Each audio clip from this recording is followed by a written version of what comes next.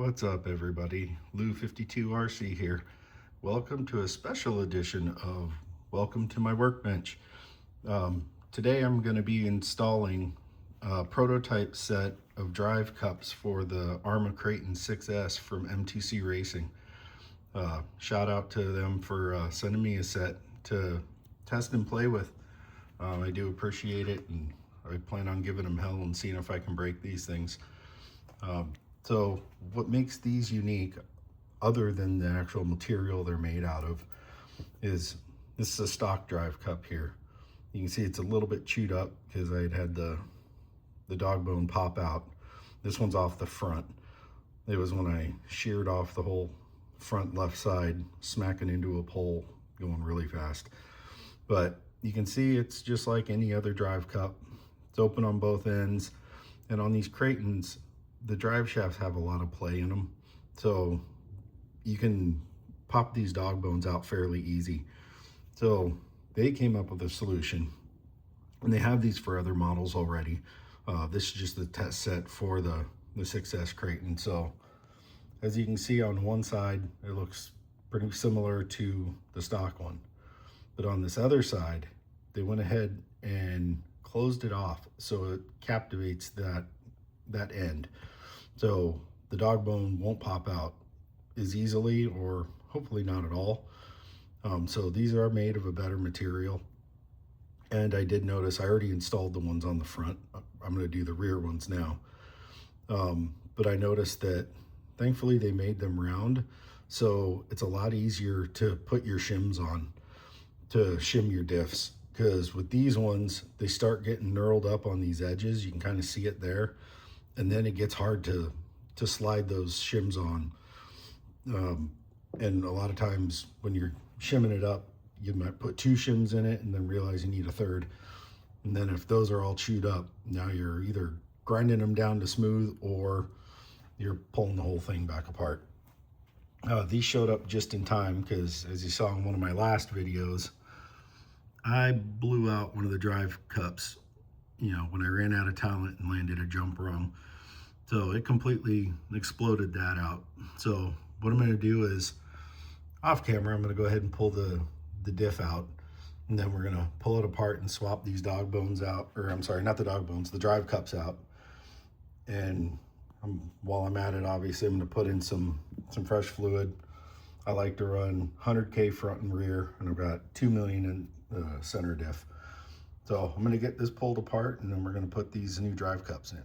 So as you can see, I got the rear diff out.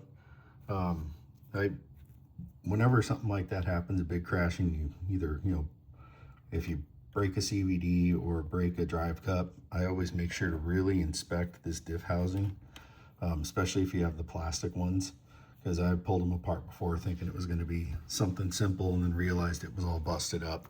I inspected this one pretty good. Everything's solid, nothing cracked. So that also kind of shows you how weak the stock drive cups are. Let's pull this CVD out and see. As you can see, that is still perfectly straight. It didn't even bend the CVD. So this didn't bend, which is usually going to be one of the first spots, and that housing didn't break. But as you can see here, that definitely completely blew out. So that's where these are going to be a great improvement. So I'm going to go ahead and get this torn apart. Another note is on the differentials on this, it came with limited slip differentials. I don't really care for them, so I bought the Arrma shim kit to convert them back to an open diff. I really just like the way it handles and drives better. I know there's some people that have had a lot of problems with the LSDs, so I didn't want to deal with that. So as soon as I got it, I pulled it apart and turned them all into open diffs again. So I'm going to pull this apart, and we'll get to doing the replacement.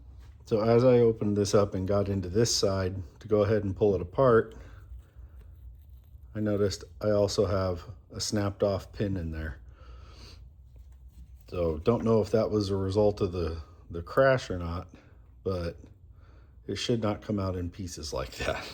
So I'm gonna see, actually, I know I've got a spare diff that I had broken one of these sun gears in. So I'm gonna go ahead and get that out and grab one of the pins out of that, and then we can finish doing this. So as it turns out, I cannot get the sun gear out of this one. I've tried everything. So what that's telling me is that pin that's in there that I'm trying to steal is probably bent and wedged in there. The sun gear that did break on the other side, I keep everything, it had split in half and the pin broke with it.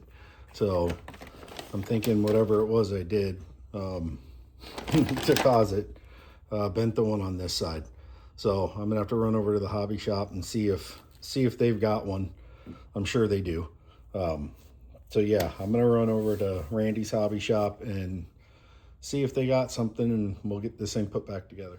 So got everything cleaned up, hit it all with some parts cleaner. Alcohol also works pretty good on the internals on the diffs. I like this stuff, it works really awesome. Made sure to get all the stuff out of there that I could, especially because I did have a piece break in there, that pin. I wanted to make sure there was no little chunks in there, as well as getting a good look at the sun gears, because obviously that's where that pin was at. So I was making sure none of the teeth were damaged on it, make sure it was good on the back side, as well as the planetary gears. You know, get a good look at those, make sure they're all in good shape. But yeah, getting it as clean as possible so you can really get a good look at everything. So we're gonna go ahead and start putting this thing back together.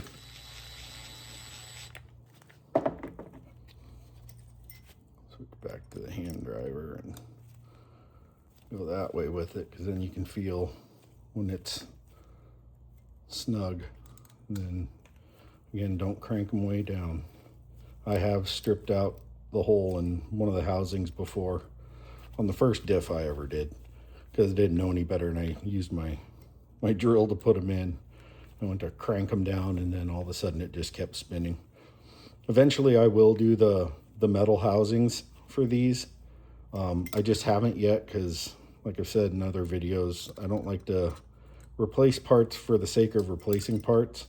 Some of these I probably should do preemptively, especially because these diffs were meant to run on 6S, and I'm running them on an 8S system, so it's putting a little more strain on them. So eventually I will probably blow one of these diffs out. Then make sure you get your shims back on. And see, that's one nice thing with these. They made them a good size so you can get your shims on and off easily.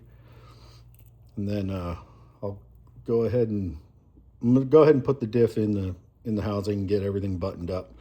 And then I'll show you how it looks with the drive shaft in there, and see where you'll be able to see where this captive side is going to come in handy for keeping those dog bones from popping out. So one thing I noticed putting my diff back in, usually you can slide it in there without having to pull any links or whatever to be able to put it in and then put your drive shafts in. But the two screws down here that hold the tower on get in the way of the new cups. On the old ones, they had that flat side, so you could just rotate it to where the flat side was going in, and it would slide underneath that screw. So I just went ahead and pulled these two, and it was able to drop right in. So I've got it sitting in there now. When you go through the stroke on the compression, now you also want to make sure you got your droop screws set correctly, but when you do have a crash, your arm can flex pretty easy, and that's usually when these would pop out. Under normal use, they would stay put, but see, they've got a lot of play in them. And I think I probably lost my O-ring out of this side. I run rubber O-rings in there, which I know I did because it shouldn't pull that far out. The other side probably doesn't. Yeah, that side, because I'm running the O-ring, you know, it only gets part way to the end of that captive end, and that's how you want it. So I'm actually gonna go ahead and pull it off and put another little O-ring in there, because when it broke and this fell out, it probably went flying too. because everything went flying when this broke. I mean, my shock, when I crashed, it broke the standoff, which I replaced the standoffs. These are the M2C Monster standoffs. They've got a 5mm 5mm nut on the backside. You do have to drill these out, but these things are tanks. They're bulletproof. I got them on my Notorious as well, and my Sledge.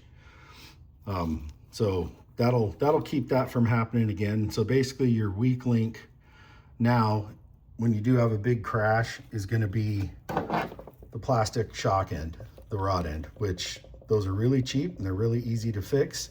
So I'm happy to have that be my weak link. Also, with that Monster standoff kit, it comes with new bushings for in there, and those are the Durlin material that the shock pistons are made out of. It's a lot.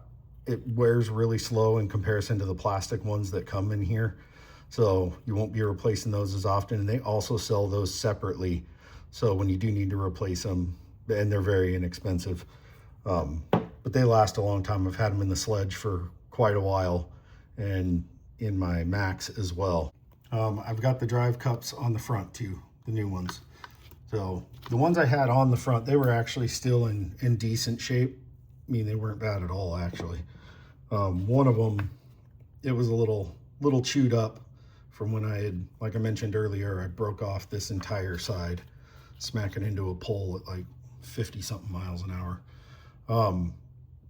But yeah, I got the Monster standoffs up front too. You can get a little bit better look at them here. They are super beefy. It comes with the drill bit and everything to drill out your shock tower to the proper size. So actually, yeah, when I did crash, I broke one of the little ends for the sway bar. So I've got those coming today. So I'll get it all back together, and then, yeah, hopefully put up a video tomorrow actually running this thing. Yeah, until next time, I appreciate you watching. If you enjoyed the video, hit the like button. If you haven't subscribed, hit the subscribe button. And leave comments, please. You know, let me know what you want to see. I do constant repairs on these and constant upgrading. So if there's something specifically that anybody wants to see, absolutely please put it in the comments, and I'll get a video put together for you. So thanks again.